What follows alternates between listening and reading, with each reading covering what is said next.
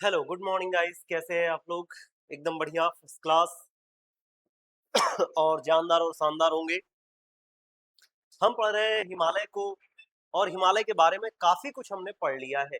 या मैं यूं कहूं कि हिमालय में हमने trans Himalaya, greater Himalaya, lesser Himalaya, और आज जो पढ़ना है हमें हिमालय का लास्ट पार्ट, यानी कि शिवालिक हिमालय। हिमालय का वह पार्ट जिसको आप हिमालय की पदस्थली के नाम से जानते हो या फुट स्टेप ऑफ हिमालय कहते हो। जैसे हमारे शरीर में सबसे नीचे हमारे पैर होते हैं, पैर में भी आप कहोगे कि सर जहां पर हमारी उंगलियां है वो वाला हिस्सा, इसीलिए हम क्या कहते हैं कि सर हिमालय में भी सबसे जो नीचे वाला पार्ट है उसको हम क्या बोलेंगे, तो आप क्या बोलोगे, उसको शिवालिक बोलोगे। सबसे छोटा सा पार्ट हिमालय का, या मैं ये कहूं कि हिमालय में टोटल मिलाकर के आप कहोगे कि सर 4 पार्ट होते हैं। नंबर 1 मैंने आपको क्या पढ़ाया, तो आप कहोगे कि सर आपने हमें ट्रांस हिमालय बताया।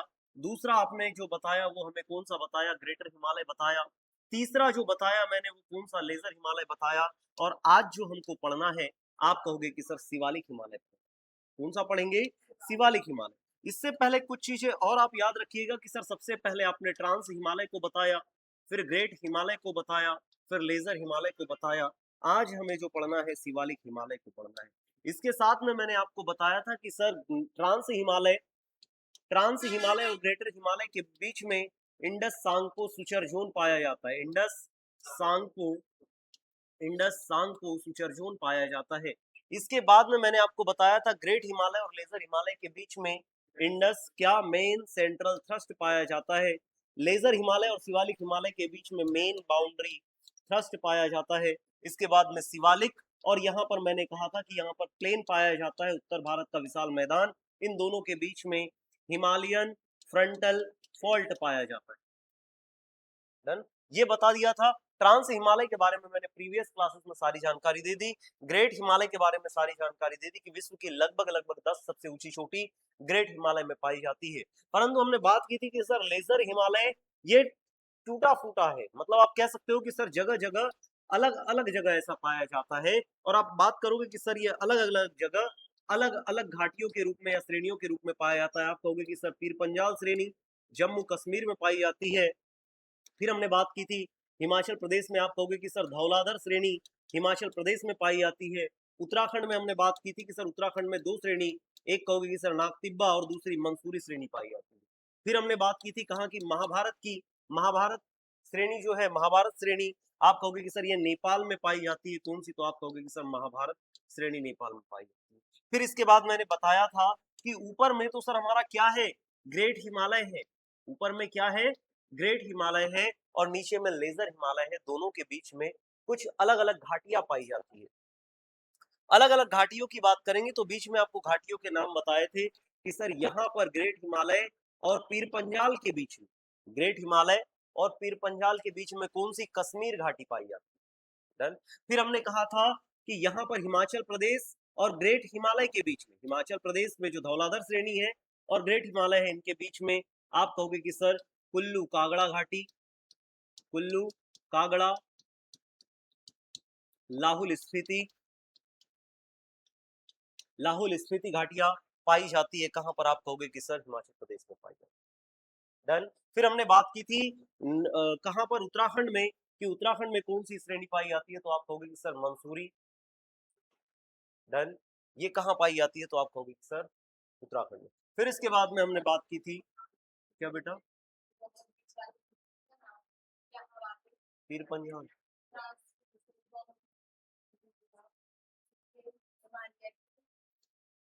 बेटा ट्रांस हिमालय ही इसको बोलते हैं, इसको वृद्ध हिमालय, वृहद, हाँ, लेजर लघु, है ना। और यहाँ पर नागतिब्बा महाभारत घाटी की बात करें। डन, ये सब बता दिया था। अब आज हमको क्या पढ़ना है, तो आप कहोगे कि सर हमें क्या पढ़ना है, शिवालिक हिमालय को हमें पढ़ना है। और शिवालिक हिमालय की अगर बात करेंगे तो आप कहोगे कि सर शिवालिक हिमालय क्या होता है। सबसे नीचे का पार्ट आप कह सकते हो। थोड़ा सा अगर मैं बात करूं यहाँ पर, तो महत्वपूर्ण क्षेत्र की बात करेंगे तो आप कहोगे कि सर हिमालय में ही, हम कहेंगे कि सर हमारा हिमालय में क्या पाया जाता है,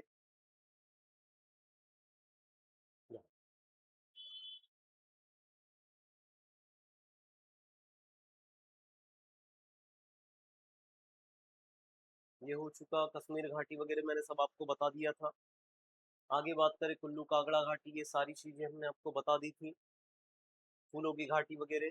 फिर हम बात करते हैं प्रमुख हिल स्टेशन, ये आपको बता दिए थे यहाँ के सारे कौन कौन से हैं, कहाँ पे है। फिर यहाँ बात करें वृद्ध हिमालय, ये सारी चीजें आपको बता दी थी कि वृद्ध हिमालय, कश्मीर घाटी। यहाँ अगर बात करूँ इसको एक बार और देखिएगा, यही बता रहा था मैं अभी आपको कि वृद्ध हिमालय ऊपर होता है, इसके नीचे क्या आता है, आप कहोगे कि सर लेजर हिमालय आता है। लेजर हिमालय की श्रेणी जो है उसको पीर पंजाल हम कहते हैं। और पीर पंजाल की बात करेंगे, दोनों के बीच में घाटी पाई जाती है जिसको हम क्या कहते हैं, कश्मीर घाटी। सेम मैं कह सकता हूँ कि एक और ग्रेट हिमालय आएगा ऊपर, ग्रेट हिमालय के नीचे आप कहते हो कि सर ऊपर में ये सारी बीच में जो होगी ये सारी सारी घाटियां पाई जाएगी। और इसके नीचे कौन से आती है, धौलाधर श्रेणी आती है। उसके बाद में हम बात करेंगे उत्तराखंड में, मंसूरी उत्तराखंड में। उसके बाद में और बात करेंगे नाग तिब्बत, दोनों की दोनों श्रेणियां कहाँ आती है, आपकी उत्तराखंड में आती है। उसके बाद में यहाँ पर हम बात करेंगे कि सर यहाँ पर मंसूरी घाटी पाई जाती है। फिर हिमालय कहाँ चला जाता है, नेपाल में। और नेपाल की बात करेंगे तो नेपाल में सर कौन सी, महाभारत श्रेणी। और महाभारत श्रेणी में कौन सी घाटी पाई जाती है, काठमांडू घाटी पाई जाती है, ये बता दिया था। अब उसके बाद में बात करें अवस्थिति शिवालिक हिमालय की, तो शिवालिक हिमालय की अवस्थिति की बात करेंगे, हिमालय की सबसे दक्षिणी श्रेणी है, आउटर मोस्ट पार्ट आप कह सकते हो कि हिमालय का सबसे बाहरी पार्ट। उसके बाद में इंडस रिवर से लेकर के कहां तक रहेगा, ब्रह्मपुत्र नदी तक फैला हुआ है। इंडस सिंधु नदी से लेकर के कहां तक, ब्रह्मपुत्र नदी तक फैला हुआ है। लघु हिमालय से मेन बाउंड्री थ्रस्ट के द्वारा अलग होता है, ये मैंने आपको बताया कि दोनों के बीच में जो बाउंड्री पाई जाती है उसको आप क्या कहते हो, मेन बाउंड्री थ्रस्ट कहते हो। उसके बाद में इसका आकार कैसा है, तो आप कहोगे कि सर इसकी लंबाई की अगर मैं बात करूंगा तो 2400 किलोमीटर इसकी लंबाई हो जाएगी। डन। चौड़ाई 10 से 15 किलोमीटर, 10 से 50 किलोमीटर के बीच में इसकी चौड़ाई, ज्यादा इसकी चौड़ाई नहीं है। सबसे ज्यादा चौड़ाई की अगर बात करूंगा तो किसकी होगी, आप कहोगे ग्रेट हिमालय की। दूसरी किसकी होगी, लेजर हिमालय की। तीसरी किसकी होगी, फिर आप कहोगे कि सर किसकी हो जाएगी, शिवालिक हिमालय की। इसकी औसत ऊंचाई 600 मीटर, 600 से 500, 600 से 1500। अच्छा, सबसे पहले हमने बात की भाई ग्रेट हिमालय की 6000 से प्लस में, 8000 प्लस, 6000 प्लस। फिर उसके बाद में हमने लघु हिमालय की बात की, तो लगभग एवरेज जो हाइट है वो भी लगभग लगभग कितनी आती है, 5 से 6000, 4 से 6000 के बीच में। फिर उसके बाद में हमने देखा किसको, शिवालिक को, कितना है 600 से लेकर के 1500 तक, मतलब इसकी ज्यादा ऊंची चोटी नहीं है। फिर इसके बाद में चट्टाने की बात करें कि यहाँ पर चट्टान कौन कौन सी पाई जाती है, आप कहोगे सर कैसी चट्टाने, ढीली असंगठित, कोई भी जाकर के आप जेसीपी लेकर के और हिमालय को तोड़ दोगे ऐसा। साइड में देखा कि भाई बहुत सारी जगह है खेती करने लायक है, गए जेसीपी लेकर के बराबर किया, खेती करना चालू कर दिया, ऐसा सिस्टम।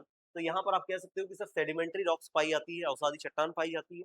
उसके बाद में यहाँ पर बालू, कंकड़, मिट्टी, सैंड वगैरह यहाँ पाई जाती है।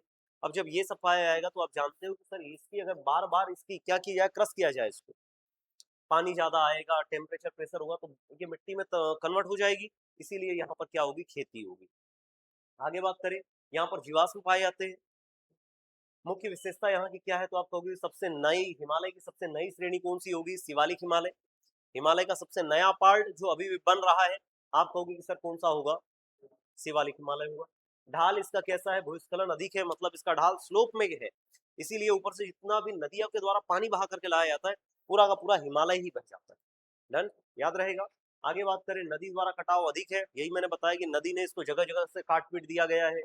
नदी हिमालय में से निकलती बहुत सारी नदियां, गंगा है अपने साथ में जो लेकर के आई उसमें बहा दिया, गंडक है, नारायणी है, कोसी है ना, इन सब गई यहाँ से, जितनी भी ऊपर से आ रही है सबने इसको, हिमालय को जगह जगह क्या कर दिया है, काट दिया है। इसीलिए ऐसा लगता है कि बीच में दर्रे बन गए हैं या जगह रास्ता बन गया है। फिर आगे बात करें, यहाँ पर आप कहोगे सर यहाँ के महत्वपूर्ण क्षेत्र क्या है, जो हम भाबर और तराई क्षेत्र पढ़ते हैं वो क्या हो जाएंगे, भाबर, और दूसरा क्या होता है, तराई। भाबर का मतलब ये होता है कि जो पहाड़ के नीचे कंकरीला वाला क्षेत्र होता है, वो क्या कहलाएगा, भाबर। दूसरा एक क्या होगा, जमीन में समा जाता है, मतलब ऊपर से आया और जमीन में समा जाता है, उसको हम क्या बोलेंगे, भाबर। दूसरा तराई की बात करें तो भाबर के दक्षिण का, मतलब भाबर के भी नीचे का एरिया कौन सा होगा, तराई क्षेत्र होगा। और ये दलदली होता है, उपजाऊ क्षेत्र होता है, यहाँ पर खेती बहुत ज्यादा होती है और नदियों की सतह पर आ जाती है। यहाँ पर ये पार्ट यहाँ लिखा हुआ है। अब थोड़ा सा इसको समझिएगा, जो मैंने आपको यहाँ चीजें समझाई ये तो सारा समझ में आ गया होगा। मैंने कहा ये हमारा क्या है, ये हमने लिया शिवालिक हिमालय भाई ले लिया। इससे ऊपर से भी तो नदियां आ रही होगी, ये साणु, इससे ऊपर से भी नदियां आ रही होगी। अच्छा, हम 4 बना देते हैं यहाँ पे, ये और एक कौन सा, डन, क्लियर। इसको मैंने बोल दिया ट्रांस हिमालय, इसको ग्रेट, इसको लेजर और इसको शिवालिक, डन। अब यहाँ ऊपर से आप कहोगे कि सर नदियां बह करके आएगी, मान लो ग्रेट हिमालय से हम नदियों को निकालते हैं, यहाँ से निकालते हैं, यहाँ से नदियां बह करके आएगी, यहाँ से बह करके यहाँ आएगी और यहाँ से बह करके इधर, डन। तो क्या मैं ये कह सकता हूँ कि ये अपने साथ में कुछ छोटे छोटे कंकड़ पत्थर उठा करके लेकर के आएगी, बताओ, ये ऐसा कटता पीटता जाएगा और ये यहाँ से आएगा, तो आप कहोगे कि सर यहाँ पर तो ये वाला जो एरिया रहेगा, यहाँ पर ये सारे के सारे कंकड़ पत्थर ही रहेंगे, ये इस वाले रीजन की बात कर रहा हूँ, यहाँ बताइएगा मुझे बस इतना। यहाँ पर ये कैसे रहेंगे, आप कहोगे कि सर ये सब क्या पाए जाएंगे, छोटे मोटे कंकड़ पत्थर यहाँ पर पाएंगे।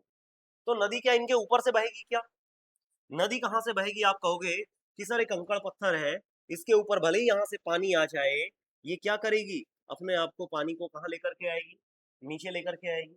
और यहाँ पर मैं ये कह सकता हूँ कि सर यहाँ पर नदी क्या हो जाए, यहाँ मैं बोल सकता हूँ कि नदी का पानी क्या हो गया, नदी विलुप्त हो गई,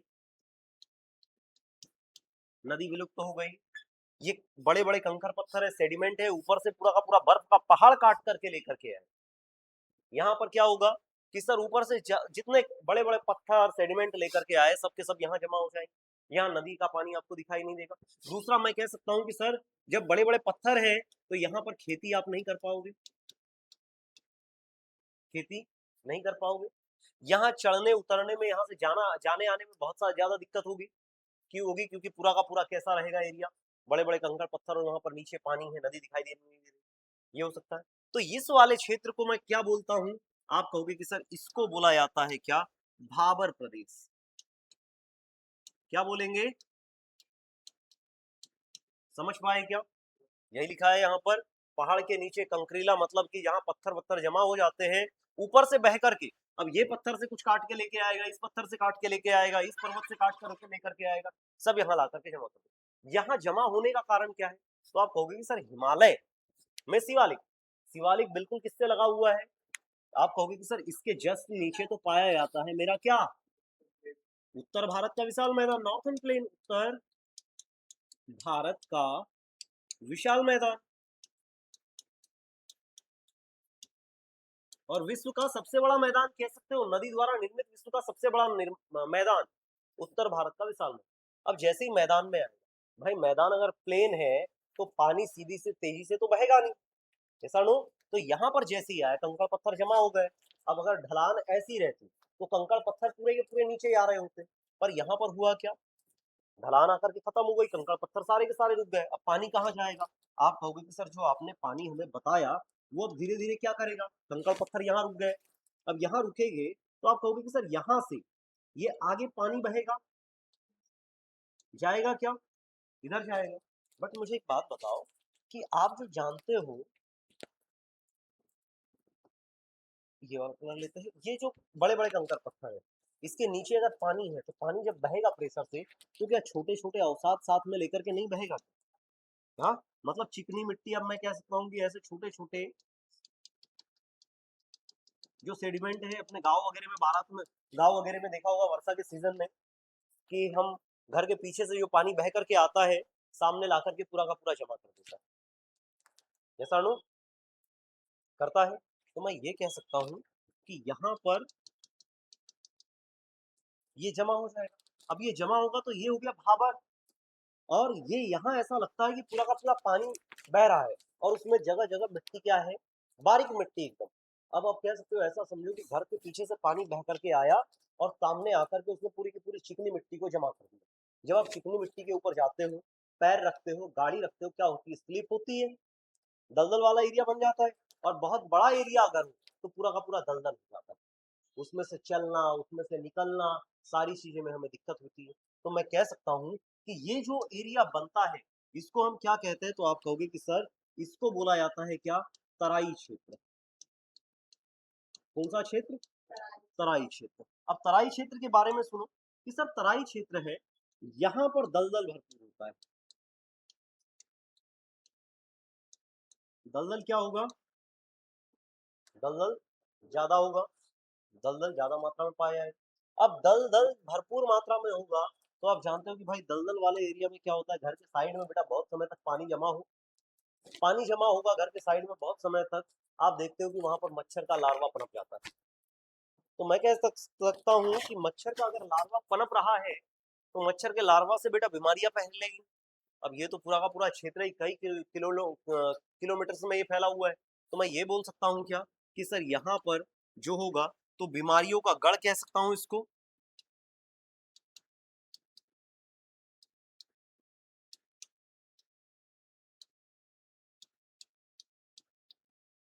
क्या हो जाएगा, बीमारियों का गढ़ बोल सकता हूँ इसको, बीमारियों का क्या हो जाएगा, बीमारियों का इसको मैं गढ़ बोल सकता हूँ। अब यहाँ पर ये हुआ कि 1947 में देश आया होता है, हिमालय अपने अंदर में आता है, उसके बाद में हम देखते हैं कि 1951 में इस वाले रीजन में बहुत ज्यादा मलेरिया के केस फैलते हैं, तराई रीजन में मच्छर की वजह से मलेरिया फैलेगा। तो 1951 में हमने एक प्रोग्राम स्टार्ट किया, 1951 में मलेरिया उन्मूलन कार्यक्रम। जन याद रहेगा कि तराई क्षेत्र में मलेरिया के केस बहुत ज्यादा बढ़ गए, इसीलिए हमने एक प्रोग्राम स्टार्ट किया जिसको क्या कहते हैं, मलेरिया उन्मूलन प्रोग्राम। बेटा नहीं, ये दूसरा तराई। डन, हाँ, याद हो जाएगा, 1191, 1192, Prithviraj Chauhan, Mohammad Ghori. Done, first battle में विन होता है पृथ्वीराज चौहान, दूसरे में विन होता है मोहम्मद गौरी, थर्ड में चंदावर का युद्ध होता है, स्वाहा खत्म कर देता है ना। और यहाँ पर कहावत है कि हम हारे नहीं है युद्धों से, हम डरते हैं छल छंदों से, हर बार पराजय पाई है अपने ही घर के जय चंदों से। मतलब अगर जयचंद ने अगर मोहम्मद गौरी का साथ नहीं दिया होता तो पृथ्वीराज चौहान हारता नहीं, और पृथ्वीराज चौहान हारता नहीं तो उसको मोहम्मद गौरी क्या नहीं करता, बंदी बना करके अपने साथ नहीं ले जाता। और बाद में मोहम्मद गौरी को भी पता नहीं चलता कि वो भी शब्द वेदी वाहन चलाना जानता है, तभी तो चंद्रवरदाई कहता है कि 4 बास 24 गज अंगुल अष्ट प्रधान, ता ऊपर सुल्तान है मत चूके चौहान। और पृथ्वीराज चौहान सीधा सा क्या करता है, बाण को चला देता है, और वो बाण जाकर के सीधा किसको लगता है, पृथ्वीराज चौहान को, और उसकी क्या हो जाती है, मृत्यु हो जाती है। हाँ, चंद्रवरदाई जिसकी कविता आपने सुनी होगी, है ना।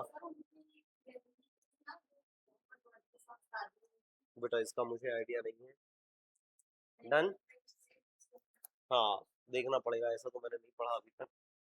डन हो जाएगा, तो ये क्या रहा हमारा, सतह पर आ जाती है। इसके बाद में ये हमारा शिवालिक हिमालय, जीव जंतु की बात करेंगे, यहाँ जैव विविधता भरपूर पाई जाती है, कई नेशनल पार्क यहाँ पर होंगे, अभ्यारण्य होंगे। उसके बाद में अब बात करोगे कि सर यहाँ पर ये सारी चीजें हमारी कंप्लीट होती है किसमें, शिवालिक हिमालय में। शिवालिक हिमालय में कोई दिक्कत परेशानी नहीं, कंप्लीट। तो ये कंप्लीट होता है हमारा शिवालिक हिमालय। तो ऐसा कुछ स्पेसिफिक इसमें है नहीं, ऐसा चोटियां नहीं है इसमें, बस ये है।